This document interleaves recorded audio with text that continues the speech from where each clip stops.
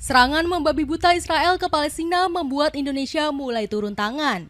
Prabowo Subianto mengirimkan ribuan prajurit TNI ke Timur Tengah untuk menekan agresi militer. Gak cuma Indonesia, Turki juga ikut membantu lantaran murka pangkalan militernya diserang oleh Israel. Hal ini tentunya akan menimbulkan perang besar di antara kedua negara. Cetak Gol coba merangkum Turki dan Indonesia yang bahu-membahu menolong Palestina sebagai berikut.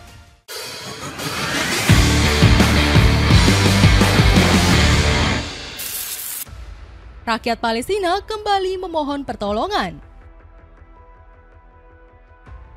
Israel kembali bertingkah dengan melancarkan serangan brutal. Kali ini militer negeri Zionis dengan tega mengebom sejumlah wilayah permukiman Palestina. Saking dahsyatnya, tubuh penduduk bumi para nabi sampai berterbangan ke udara. Akibatnya, 85 warga Palestina dikabarkan langsung meregang nyawa di tempat. Seakan belum puas, Israel turut menyerang tenda yang dihuni para jurnalis. Gak tanggung-tanggung, mereka membakar seorang wartawan hidup-hidup sampai gak terselamatkan. Kebengisan Israel kian bertambah usai menyerbu sejumlah lokasi penting seperti sekolah dan rumah sakit.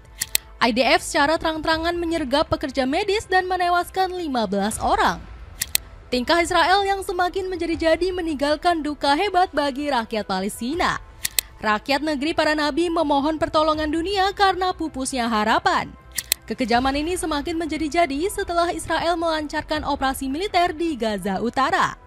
Dalam operasinya, negara Zionis juga menyerang negara tetangga seperti Suriah.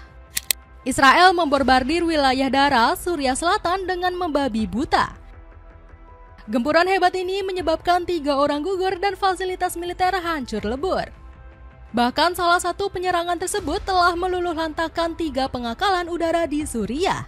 Padahal fasilitas tersebut dibangun oleh Turki atas bagian dari perjanjian pertahanan negeri Syam.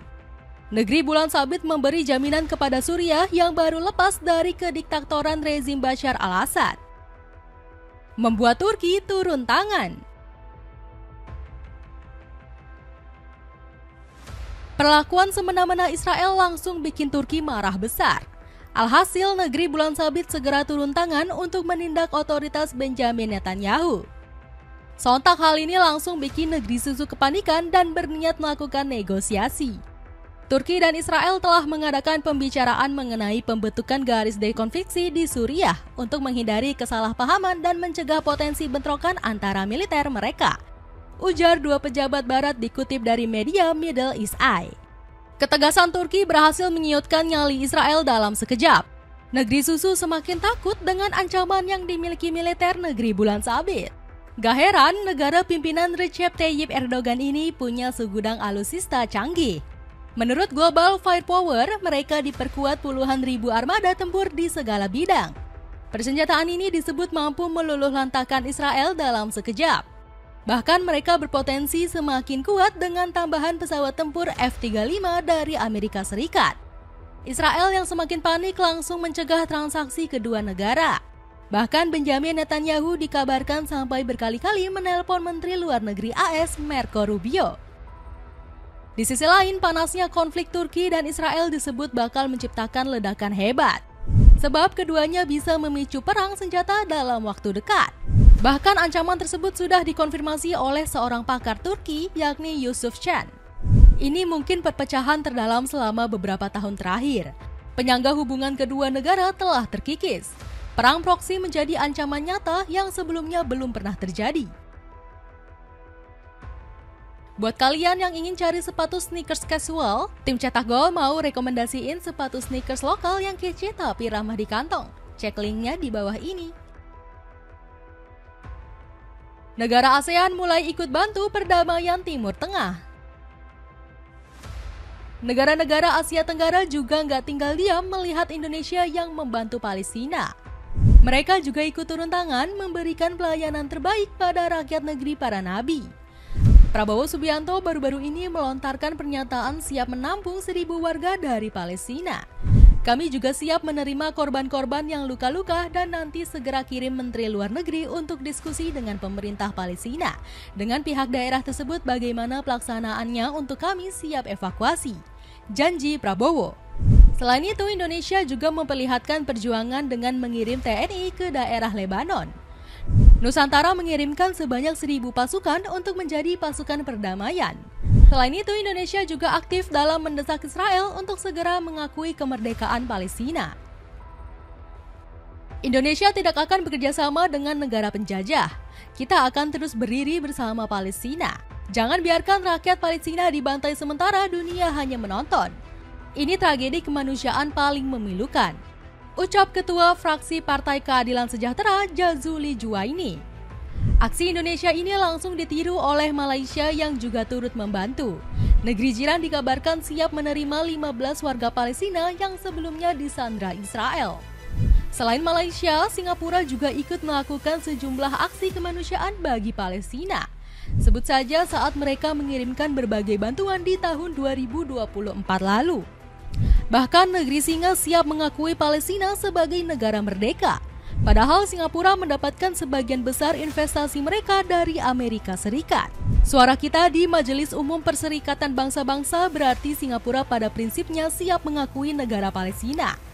Kita akan melakukan langkah ini pada waktu yang tepat, ungkap Menteri Luar Negeri Singapura Vivian Balakrishnan. Semakin terdesaknya Israel. Keadaan Palestina saat ini semakin membuat banyak negara menyerang PBB. Organisasi dunia ini dinilai nggak bisa memberikan sanksi tegas kepada kekejian Israel. Bahkan PBB saat ini sudah didesak oleh berbagai negara untuk turun tangan menyelesaikan konflik di jalur Gaza. Alhasil tim pengamat mereka sudah diterjunkan di sekitaran Provinsi Dara. Hasilnya mereka menemukan berbagai bukti dari kejahatan perang di Israel. Sebut saja seperti pengusiran warga Palestina dan juga kelaparan yang terjadi ke sebagian besar warga. Alhasil Dewan HAM PBB saat ini mengeluarkan resolusi untuk meminta pertanggungjawaban kepada Israel. Israel harus segera mengakhiri diskriminasi agama, pembatasan akses ke situs suci di Yerusalem, serta diskriminasi pasokan sumber daya air. Israel juga didesak menghentikan kesewenang-wenangan terhadap rakyat Palestina serta upaya para penjabat perang diadili, tulis pernyataan PBB. Selain itu, Hamas juga dengan tegas mulai melakukan respon atas tindakan keji Israel. Pasukan paramiliter Palestina ini siap melakukan balas dendam atas perbuatan keji negeri Zionis. Salah satu buktinya terlihat dari Hamas yang menembakkan 10 roket ke sekitar kota-kota di selatan Israel. Serangan ini berhasil menghancurkan sejumlah gedung yang ada di negeri Zionis. Selain itu, Israel sampai harus melakukan evakuasi darurat guna mengatasi serangan dari Hamas. Namun rencana mereka nyatanya tetap gagal mengurangi dampak. Pasalnya ada 12 orang yang menderita luka akibat penembakan roket dari Gaza. Belum lagi ulama dunia juga sultan menyatukan suara untuk memberikan perlawanan terhadap Israel. Khususnya oleh dunia Islam dalam melawan sekaligus menundukkan Israel sekaligus mewujudkan kemerdekaan Palestina. Kita tidak boleh membiarkan penghancuran besar-besaran yang dilakukan oleh teroris terbesar abad ini yaitu Israel terus terjadi. Tulis pernyataan International Union of Muslim Scholars. Dapatkan celana kargo keren yang lagi promo murah, beli 4 cuma 90 ribuan aja. Cek ranjangnya di bawah ini. Itulah ulasan Turki dan Indonesia yang bahu-membahu menolong Palestina. Bagaimana pendapatmu? Akankah bantuan ini mampu membawa negeri para nabi menuju kemerdekaannya? Coba tulis pendapatmu di kolom komentar di bawah ini.